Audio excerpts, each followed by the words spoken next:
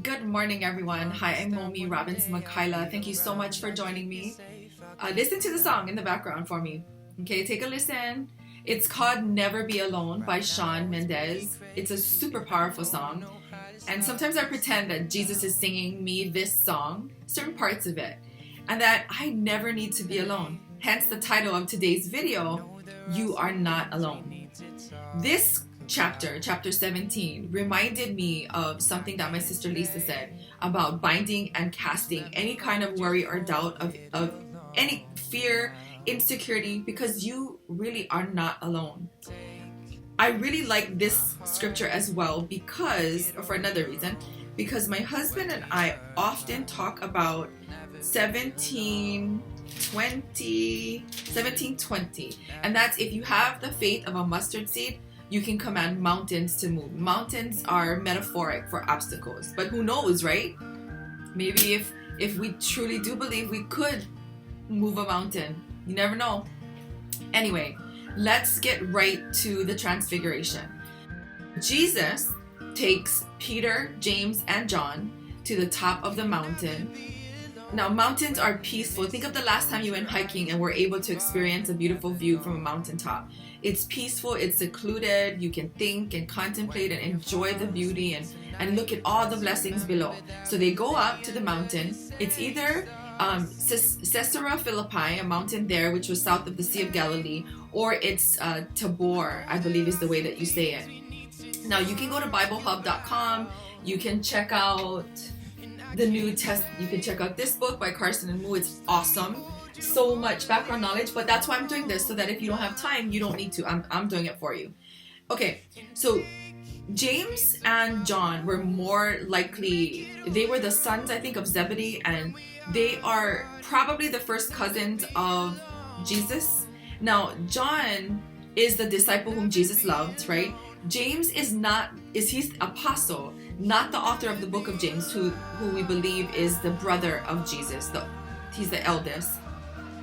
And then Peter. Now, Peter denies Jesus 3 times, but becomes one of the strongest disciples in the Bible. So it's very meaningful that Jesus takes the 3 of them up to the mountain to see Elijah and Moses and Jesus's, transfiguration.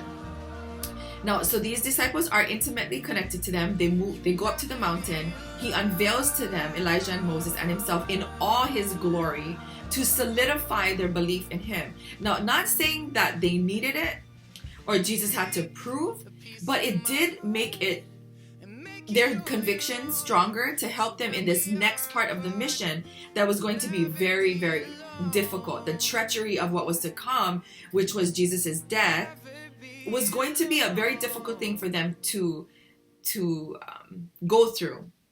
Hence why the Father is helping them by providing for their needs. He's not providing for the needs right there and then, but he's providing for their future needs. That's very it's super powerful for us to remember, because we can take from that our needs are met yesterday, today, and always in the future. So that's powerful for me. Okay, now another thing, and I'm looking at some of my notes too, so pardon me. The disciples they're struggling back and forth with faith, and you see that. But what happens in 17 is you see multiple accounts of them struggling, but it's okay because Jesus always comes back for their rescue. So this first section, he's not only preparing them for what's to come and providing for their needs, which means they never need to be alone. But even when they fall again, right after the transfiguration, it's okay because he provides for their needs again. Now, let's go to because we're in chapter 17, but let's go to verse 14 through 21.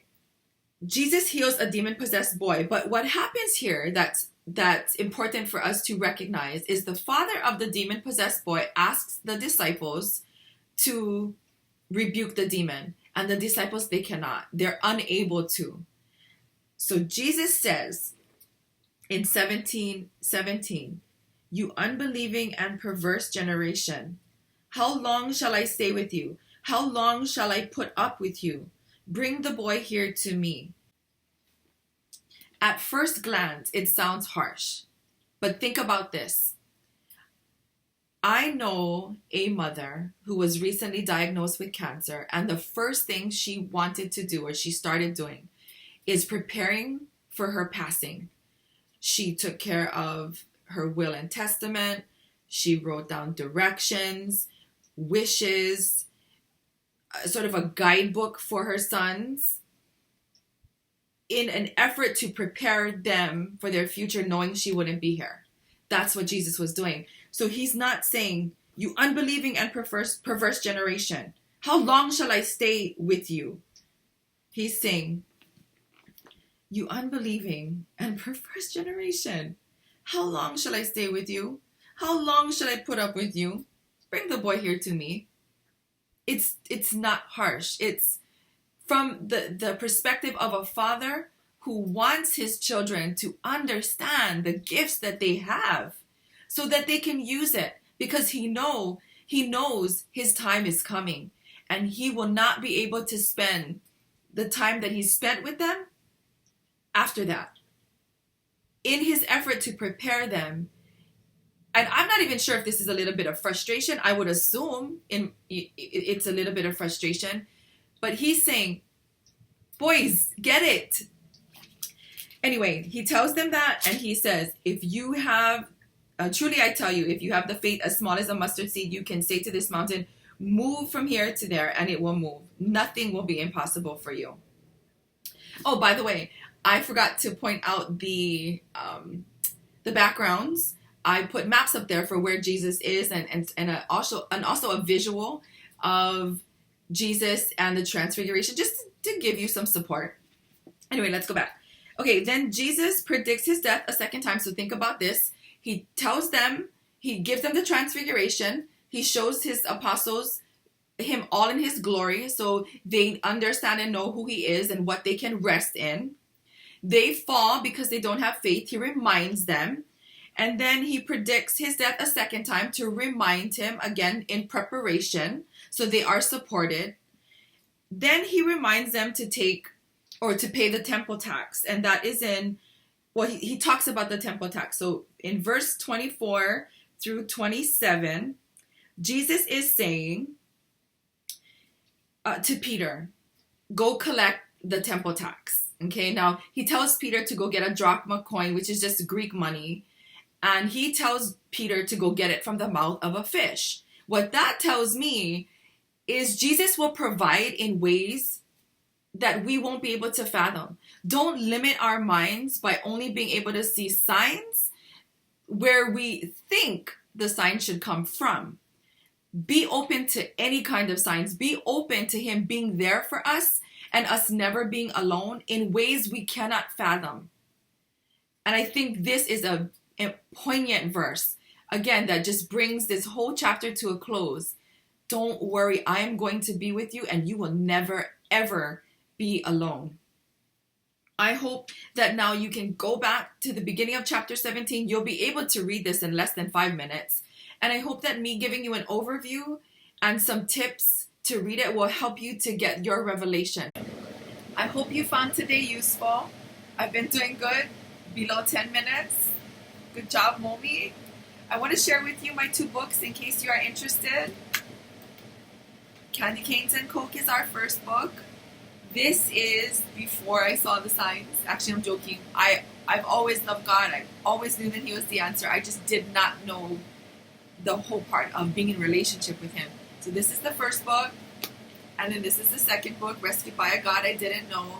You can find them on alohamomi.org. Also, download our magazines. They're free of charge. We write about life stuff in an effort to challenge, strengthen, and support you. You can find that at napuamagazineshawaii.com. That's NAPUA magazineshawaii.com. Thank you again so much for joining me, and you have a blessed day.